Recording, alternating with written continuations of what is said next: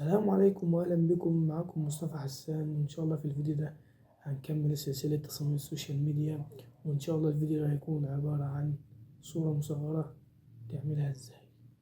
احنا كل حلقة بنعمل تصميم صورة مصغرة وتصميم السوشيال ميديا بشكل عام، وان شاء الله مش كل يوم. يعني مثلا النهاردة هنكمل سلسلة تصميمات السوشيال ميديا، وبكرة هنكمل سلسلة العمل الحر، مواقع العمل الحر، عشان ما نقفش في الاتنين. هنمشي في الاتنين ان شاء الله، يبقى هيكون يوم ويوم. تمام. وانا عملت جروب تليجرام، هسيب لك لينك الجروب في الوصف تحت، وخش على الجروب. وحابب اقول لك الجروب ده وظيفته ايه. الجروب ده هيكون عبارة عن انك مثلا هتروح مثلا التصميم ده، انت مش عاوز تعرف التصميم ده اتعمل ازاي، فانا هشوف التصميم اللي عليه رياكت اكتر وهعمل عليه فيديو واقول لك التصميم ده اتعمل ازاي. تمام. ده فكرة الجروب.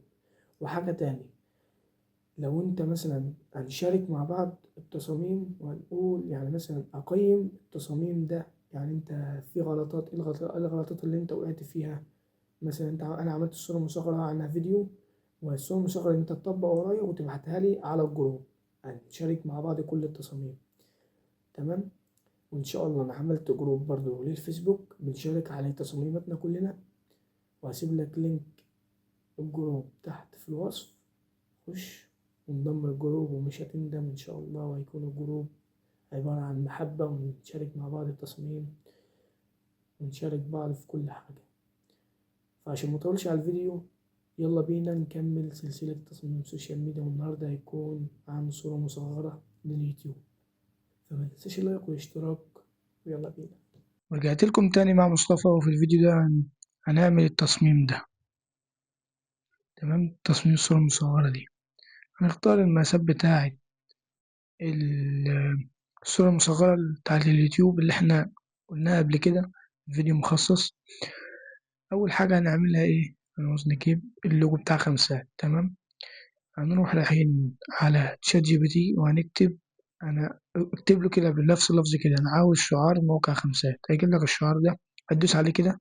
هو طبعا مش هينفع ينزل من هنا كده، هتروح دايس على دي، هيجيبها لك داونلود كمان، هي فري اهو.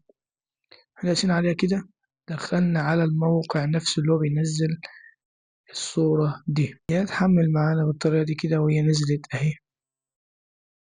هنروح واخدها كده، وممكن اخدها من على الداونلود عادي، وننزلين كده ونروح سايبين هنا كده، هتطلع معانا بالطريقة دي.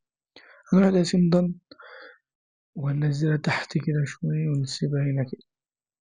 احنا كده ناقصنا ايه؟ اللي هي الباك جراوند، الصورة دي. تمام. انا خدتها سكرين من الموقع، أنا خدتها سكرين من الموقع ورميتها هنا كده أهي. نروح واخدينها هنا كده، ونروح داخلين على الفوتوشوب ونرميها هنا. تطلع لنا بالطريقة دي. نروح دايسين دن، واحنا واقفين هنا كده، نخليها مسنطرة هنا كده، وننزل تحت كده، نشدها لتحت كده بالطريقة دي. تمام. هنروح دايسين دن. الخطوة اللي بعد كده بقى إن هي إيه؟ تمويه للحاجة اللي ورا الصورة دي، الباك جراوند.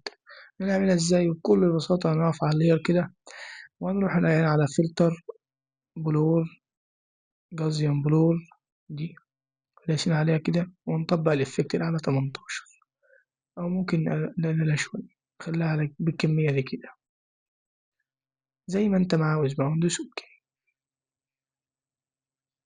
دي الخطوة الأولى. الخطوة اللي بعد كده إن احنا كده خلصنا باقي صورة الشخص ده.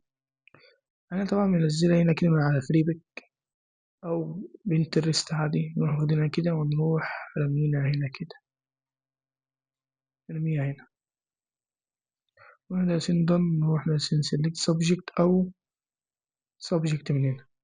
دي طريقتين شغالين معاك عادي. هتعامل معانا كده، ونروح دايسين من الكيبورد كنترول جي، ناخد منها كوبي، نروح واقفين على اللاير ده، ونروح ماسحين ده كده، ونروح واقفين هنا كده، نكبر شوية مثلا كده، ونخليها على الحرف كده، كده بالظبط كده. تمام. طبعا انت مش لازم تقلدني بالظبط، يعني انت هات افكار من دماغك عشان تتعود وتبقى متعود انك تعمل الافكار دي من دماغك انت. يعني مثلا ماشي، طبق قريب بس بعد كده متتعودش انك تبقى تطبق التصميم بنفس الكواليتي.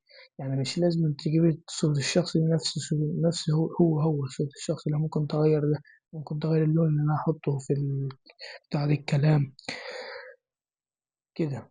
لازم تنوع، متصممش زي بالظبط. تمام.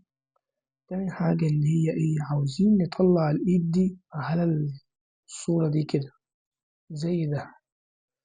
طيب دي سهلة خالص، نروح واقفين دايرين دي كده ونروح واقفين على ده، نسند دي كده ونروح واقفين على ده، ونروح جايبين الآلة دي ونروح محددينها كده، أو ممكن نجيب الآلة دي محددينها كده كده الطريقة دي ونسيبها. ناخد منها كنترول جي، ناخد منها كوبي وننزل دي تحت كده، تحت اللاير ده، ونوقف دي كده بقى بس كده، ونوقف دي كده شوف زي ما انت ما شايف كده. طبعا اللي داخلة معانا دي عادة هنشيلها دلوقتي، أو ممكن نحددها بدل كده ونسيب ديليت. تمام كده. تمام بالظبط كده. ممكن نجيبها بس كده ونمسحها دي كده. فينا لازم تقف على اللير عشان تيجي معاك كده الطريقة دي.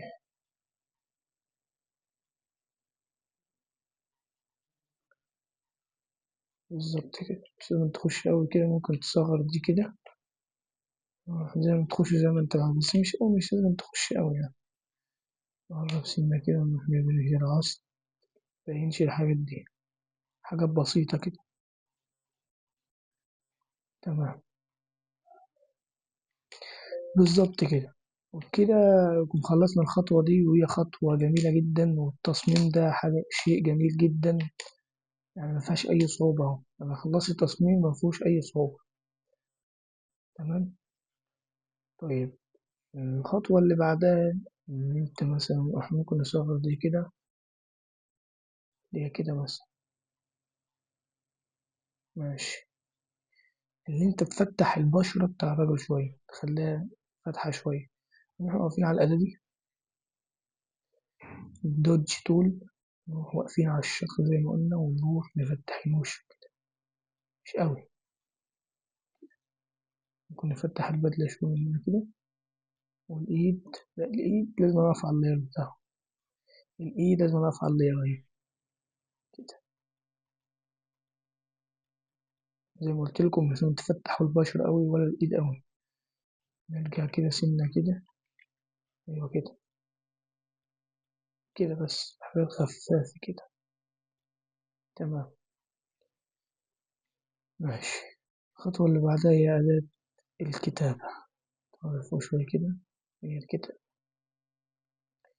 الحلقة الأولى زي ما أنت عاوز بقى، تكتب زي ما أنت عاوز. ظبط أنت بقى الكلام ده وحط الألوان زي ما هي كلام. ظبط أنت بقى، نوع بقى الألوان، حط الكلام، شوف اللي أنت عاوز تحطه. أنا وريتك التصميم ده بيتعمل إزاي خطوة بخطوة.